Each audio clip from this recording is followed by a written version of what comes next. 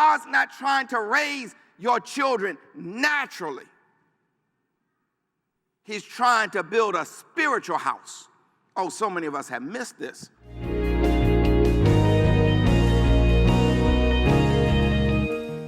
With your Bibles in Luke chapter number 14, we are in lesson number 5 of our series titled Building in Difficult Times. Building in Difficult Times.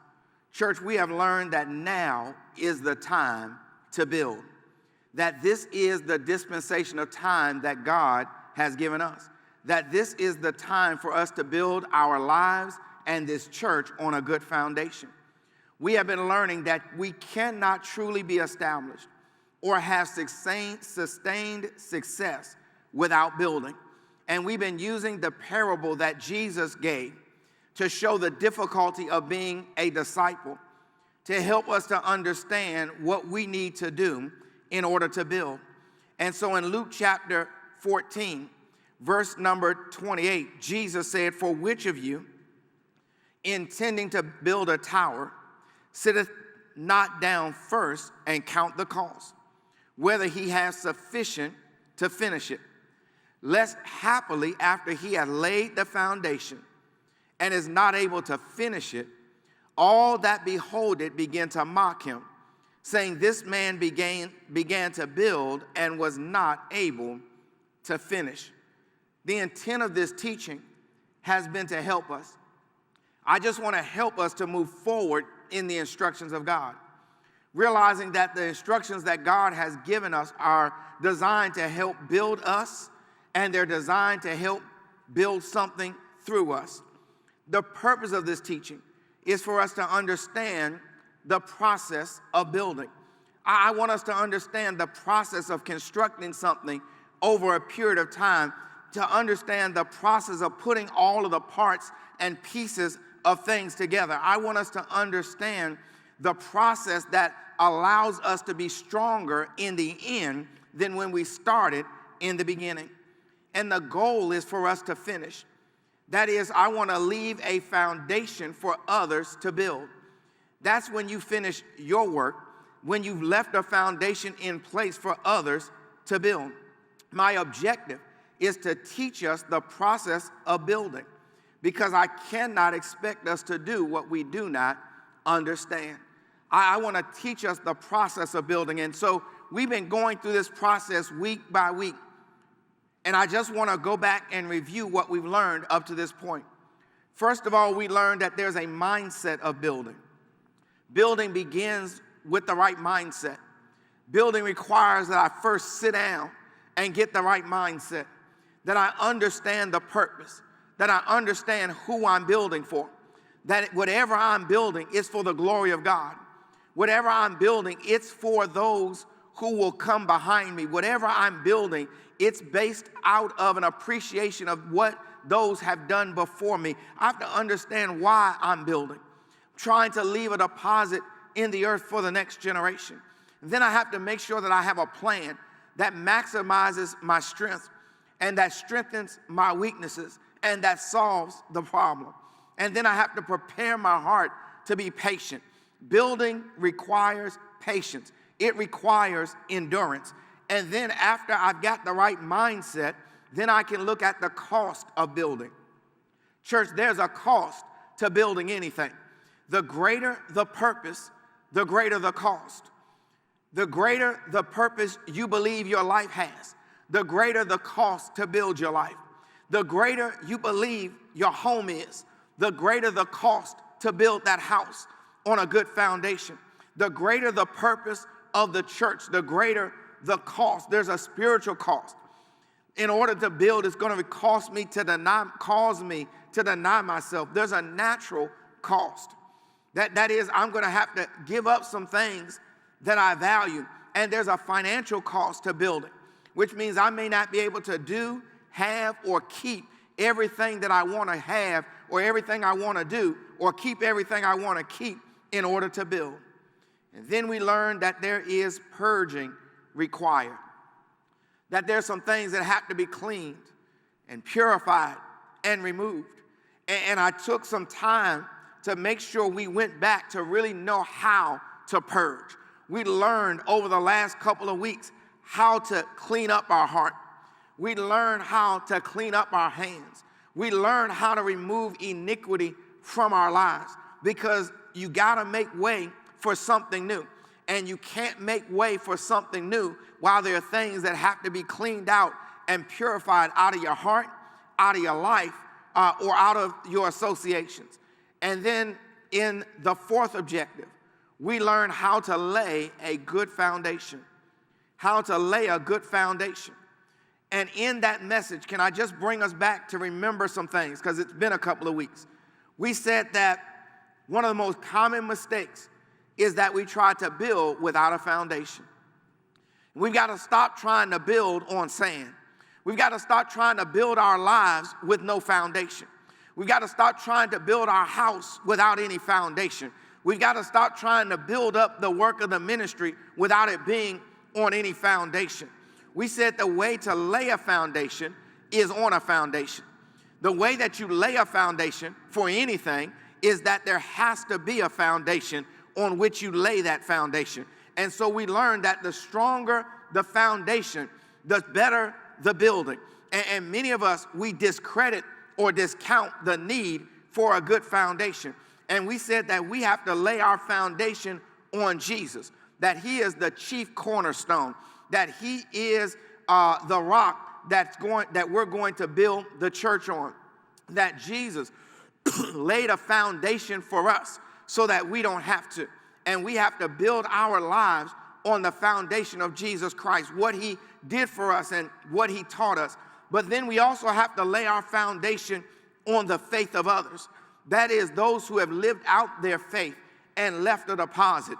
In other words, if it worked for granddad, if it worked for grandma, if it worked for auntie, if it worked for mama, then don't go out and try to dig a new hole. You build your life on that good foundation. You build your life on the faith of others. You build your life on the deposit that's been left. You know, we have been told something that is a lie.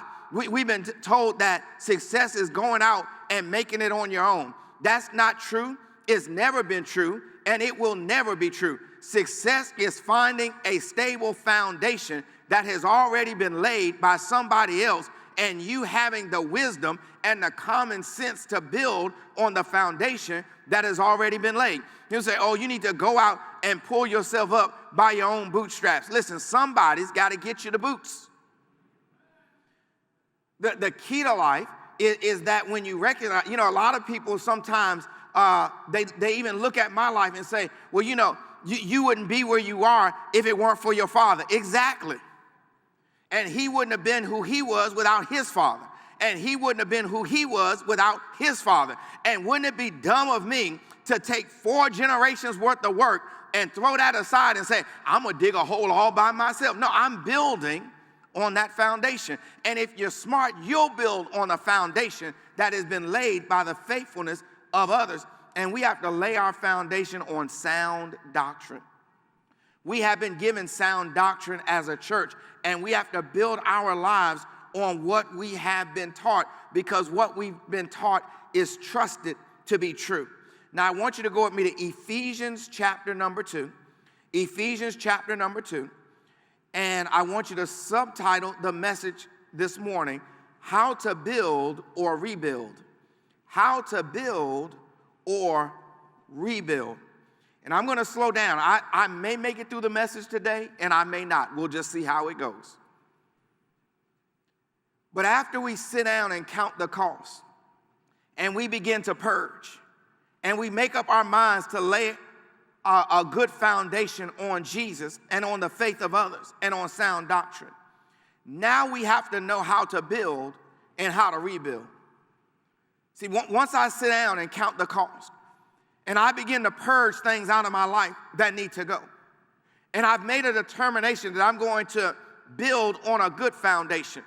That is, I'm going to build on Jesus. I'm going to build on the faith of others. I'm going to build on sound doctrine. Now I need to know how to build or to rebuild. Now, building or rebuilding follows the same process. Whether I'm building or rebuilding, I'm going to follow the same process. The difference is what I'm working with. The difference is what I'm working with. Whether I'm building or rebuilding. See, plumbing doesn't change whether you're building or rebuilding. Electrical doesn't change whether you're building or rebuilding. The difference is what you're working with. So let me try to give you a hypothetical example. Amen? So they might say, oh, Pastor, no. Now, when Sister Cherry and I got married, this is the part that's not hypothetical. We had to build our house. See, there was nothing, there were no parts there to work with. I had never been married. She had never been married. We never had a house. We came to an altar. We said some vows, and we decided that we were going to build our house on Jesus. We were going to build it based on the faith of others. We were going to build our house based on sound doctrine, and we began to build our house. Now watch this. If at some point, which never happened, this is the hypothetical part, Sister Cherry and I had a falling out, and she decided to go left, and I decided to go right. But then we heard the gospel, and we realized that how we were living was not right. See, we wouldn't be building at that point. We would be rebuilding. See, some of us have to rebuild because some things got damaged or torn down along the way, while others are just building. But listen, if we were going to rebuild, we still had to go back to Jesus. We still have to go back to the faith of others. We still have to go to sound doctrine. The difference is when you rebuild, you got to figure out what needs to be thrown away. You go back to that purging. That's why we spent 3 weeks on it. Because if I'm rebuilding, some things have to be kept, but some things have to go. Some things have to be stripped away, but other things have to remain. But when I get back into the process, the actual process is no different between building and rebuilding. Now, I want you to just pay close attention to me this morning. Listen, the key is to understand that all building is connected. The key, whether it's building or rebuilding, is to understand that all building is connected. Everything that's built must be connected to something else. Everything that is built must be connected to something else. Now, just bear with me. I'm going to take this really slow because I really want us to get it. See, if I'm trying to build my life, it has to be connected to something. If I'm trying to build my house, it has to be connected. All building is connected. You don't just go outside and stick one piece of wood up in the air and say, I built something. Building is putting parts and pieces together. So all building has to be connected. Now, that's why when you go to build a house or build a building, you call in a variety of trades. You call in the masons. You call in the people who do concrete. You call in the people who are going to do the steel work. You call in the framers. You call in the electrical people. You call in the drywall installers. But they all realize that everything we build is connected. The framing is connected to the flooring. The flooring and the framing is connected to the roof trusses. Even when you put in your floor truss, then you have to put in a subfloor. Then you put in your actual floor. But if the floor trusses are not level, when you put in the subfloor, you're going to have a problem. And then when you put in the actual floor, you're going to walk through your house and hear squeaks and see cracks in the tile.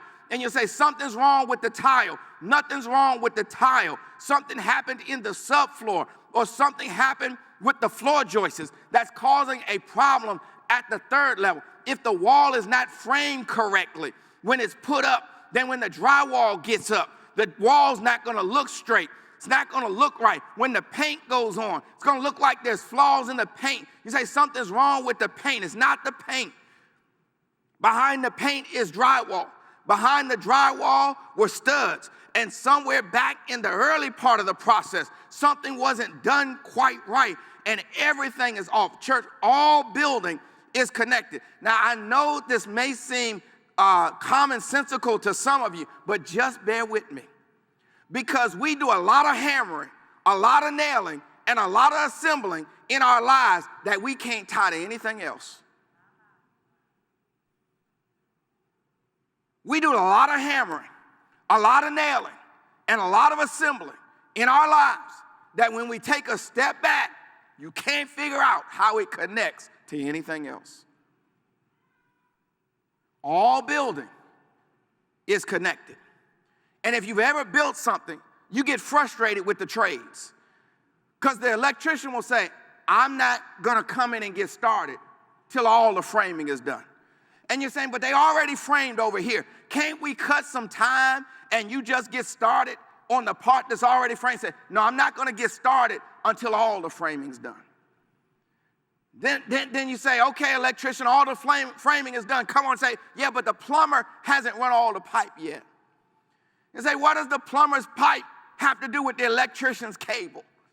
Say, I got to see where their pipe is going so I can know how to run my wires. And you're saying, there's a plan there. You see where they're going to say, but how things look on the plan, when you get to construction, sometimes it's different. And then even once you get the plumbing in, some of y'all understand what I'm talking about, and you get the electrical in, saying, where's the drywall guy? Why doesn't he start closing this in? He says, I don't want to close anything in until all the other things are done, because they realize that all the building is connected. Church, you got to get this. You got to get this. Whatever we build, it's connected. Whatever we do, it has to be connected. See, building is putting all of the parts together. And it's not just connected within you. It's connected to somebody else. Uh-oh. It's not just connected to you. It's also connected to somebody else. See, your building has to be connected to somebody else's building. And what somebody else's building has to be connected to what you're building. Because it would make no sense for an electrician to just run wires in the woods. It's connected to something. Just bear with me now. In Ephesians chapter 2, let's start reading at verse number 19, excuse me. Verse number 19. For homework, you can start at verse 14. But for today, we're going to start at verse 19. Now, therefore, you are no more strangers and foreigners, but fellow citizens with the saints and of the household of God, and are built upon the foundation of the apostles and the prophets, Jesus Christ himself being the chief cornerstone. See, you're built on a foundation where other people have been building as well, in whom all the building fitly framed together, meaning everything that's built is connected, groweth unto a holy temple in the Lord, in whom ye also are builded together for a habitation of God through the Spirit. Now, church, we're going to spend some time and we're going to dig into this a little bit, but this is what I want us to understand. What we are building is a spiritual house. What we're building is a spiritual house. And this is why we don't often understand this process. This is why we sometimes don't understand what we're building. And this is why we don't understand that what we build must be connected, because we don't understand that what we're building is a spiritual house. See, listen, what God is trying to build in your life is a spiritual house. You are the temple where the Holy Spirit dwells. And God's trying to build a spiritual house. Everything that he's trying to do in your life is connected, and it's connected to make you a spiritual house. This is not about your fleshly temple, although we have to care for the fleshly temple. God is trying to build a spiritual house. Listen, some of us still haven't gotten it yet. God sent you home in the pandemic not to build your physical house. Your spiritual house needed work. Some of us still haven't gotten it. God didn't send you home to add an addition to your physical house. God sent you home because there were some additions needed to your spiritual house. God is trying to build a spiritual house. Listen, your marriage is not going to be good or bad based on what car you drive, the size of house you live on, or the income that you produce. God is trying to build a spiritual house, a man and a woman committed to him, living according to his word. He's building a spiritual house. God's not trying to raise your children naturally. He's trying to build a spiritual house. Oh, so many of us have missed this. So as soon as they get a talent, we start chasing them out to the talent. We prostitute them out to the talent because we think that God is building a singer, a dancer, an athlete. God's trying to build a spiritual house, and we keep missing it. We don't see it. We have failed to understand what God is trying to do. Look at Ephesians 2 again. He's trying to build a holy temple. God is trying to train up our children in the way that they should go, so when they're old, not that they would make 6 figures or 7 figures. He's trying to teach us how to make them into holy temples. God is trying to build a spiritual house, and this work is connected. You can't build your children by yourself. It's a connected work. You're not the only trade involved. You can't build your house by yourself. You're not the only trade involved. You can't build your life by yourself. It's a connected work, church. I hope you all are getting this. Only a fool builds everything themselves. Only a fool builds everything themselves. A wise man understands that you get the right trade for the right job. Some of you all are going to get this way, way later, and I just got to take my time. Listen, God's trying to build a spiritual house, and the way we build is through how we communicate, how we make decisions, and how we solve problems. God's trying to build a spiritual house. And how we build is through how we communicate, how we make decisions, and how we solve problems. You know, I shared this at the pastor's conference. Some of us still haven't figured out that God right now is not in the physical building business. Everybody built all these big churches and nobody's in them anymore. God's trying to build a spiritual house. Churches are closing down left and right because the church existed for the thermometer that was out in the vestibule that told you how much money they needed to keep the doors open. And God said, I'm not building those type of houses right now. Not that there's anything wrong or evil, because we need a place to worship. That's not what I'm saying. But we've gotten so consumed with the physical that we've forgotten about the spiritual. But it's the same thing with us. There's a reason why before the pandemic, we averaged nearly 3,000 people a Sunday coming into this building. But since the pandemic, we only got about 1,700 people who desire to come back because the rest have forgotten what we're building. Not building a physical house, building a spiritual house. And the way we do it is through how we communicate. Why? Because life and death is in the power of the tongue. It's amazing how we talk and how different it sounds from what we're trying to build. It's amazing the way we describe our children versus what we want them to be. We build with how we make decisions. See, you can tell me you're building a godly family, but if you haven't gotten your godly family back in the church, your decisions don't line up with what you're saying you're constructing. See, if you've been on vacation and not to Bible study, what are you actually building? What are you actually building?